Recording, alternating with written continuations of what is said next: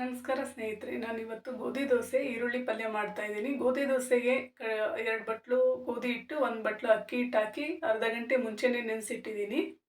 ಒಂದು ಅರ್ಧ ಮುಕ್ಕಾಲು ಗಂಟೆ ಹಿಟ್ಟು ನೆಂದರೆ ಚೆನ್ನಾಗಿ ಬರುತ್ತೆ ದೋಸೆ. ಇಲ್ಲಿ ಈರುಳ್ಳಿ ಪಲ್ಯಕ್ಕೆ ಒಗ್ಗರಣೆ ಮಾಡ್ಕೊತಾ ಇದ್ದೀನಿ. ಸಾಸಿವೆ, ಜೀರಿಗೆ, ಕಡಲೆಬೇಳೆ ಹಾಕಿ ಫ್ರೈ ಆದಮೇಲೆ ಸ್ವಲ್ಪ ಕರಿಬೇವು, ಇಲ್ಲಿ ಹಸಿಮೆಣಸಿನ್ಕಾಯಿ, ಈರುಳ್ಳಿ ಒಗ್ಗರಣೆ ಹಾಕ್ತಾ ಇದ್ದೀನಿ. ಈರುಳ್ಳಿನೇ ಇಲ್ಲಿ ಜಾಸ್ತಿ ಹಾಕ್ತಾ ಇದ್ದೀನಿ. ಇದು ಈರುಳ್ಳಿ ಪಲ್ಯನೇ, ಇಲ್ಲಿ ಆಲೂಗಡ್ಡೆ ಹಾಕ್ತಾ ಇಲ್ಲ ನಾನು.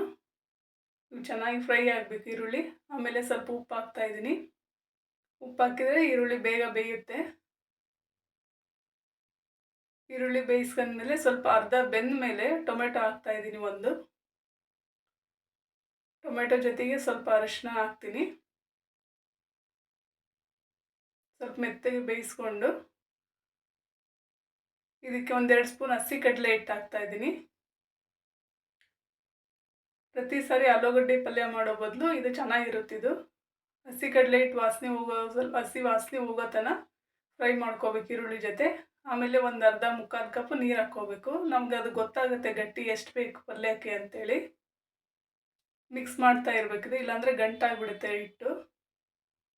ಅದು ನಾವು ಪಲ್ಯ ಎಷ್ಟು ಬೇಕೋ ಅಷ್ಟು ನೀರು ಹಾಕಿ ಮಿಕ್ಸ್ ಮಾಡ್ತಾ ಇರ್ಬೇಕು. ನಾವು ಕುದಿ ಬರೋವರೆಗೂ ಕೈ ಆಡಿಸ್ತಾನೆ ಇರಬೇಕು. ಮೊದಲೇ ಹಿಟ್ಟು ಹುರಿದಿದ್ರಿಂದ ಜಾಸ್ತಿ ಹೊತ್ತು ಪಲ್ಯ ಕುದಿಸೋದು ಬೇಡ. ಸ್ವಲ್ಪ ತೆಳ್ಳಗೆ ಇರಬೇಕು ಪಲ್ಯ. ತಣ್ಣಗಾದ್ಮೇಲೆ ಗಟ್ಟಿ ಆಗುತ್ತೆ. ಇಲ್ಲಿ ಕೊಬ್ಬರಿ ಚಟ್ನಿ ಮಾಡ್ಕೊತಾ ಇದ್ದೀವಿ.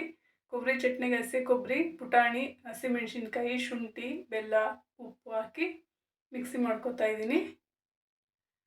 ಚಟ್ನಿ ಜಾಸ್ತಿ ನುಣ್ಣಗೆ ರುಬ್ಬೋದು ಬೇಡ, ತರಿಯಾಗಿ ಇರಲಿ. ಗಟ್ಟಿ ದೋಸೆ ಹಿಟ್ಟು ರೆಡಿಯಾಗಿದೆ. ಒಂದು ಅರ್ಧ ಮುಕ್ಕಾಲು ಗಂಟೆ ಚೆನ್ನಾಗಿ ನೆಂದಿದೆ ಹಿಟ್ಟಿದು. ರಾತ್ರಿನೇ ಕಲಸಿಟ್ರೆ ಇನ್ನೂ ಚೆನ್ನಾಗಿ ಬರುತ್ತೆ ದೋಸೆ.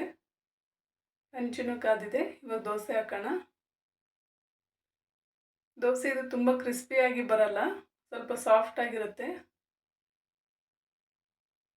ತಕ್ಷಣಕ್ಕೆ ಮಾಡ್ಕೋಬೇಕಂದ್ರೆ ತುಂಬ ಬೇಗ ಆಗುತ್ತೆ ಇದು. ಅಕ್ಕಿ ನೆನೆಸಿ ಮಾಡಬೇಕಂತೇನಿಲ್ಲ. ನೋಡಿ, ದೋಸೆ ಚೆನ್ನಾಗಿ ಬಂದಿದೆ. ಇದ್ರ ಮೇಲೆ ಸ್ವಲ್ಪ ಎಣ್ಣೆ ಹಾಕಿ ಆಮೇಲೆ ಸ್ವಲ್ಪ ಅಚ್ಚ ಖಾರದ ಪುಡಿ ಉದುರಿಸ್ತಾ ಇದ್ದೀನಿ ಮೇಲೆ, ದೋಸೆ ಮೇಲೆ.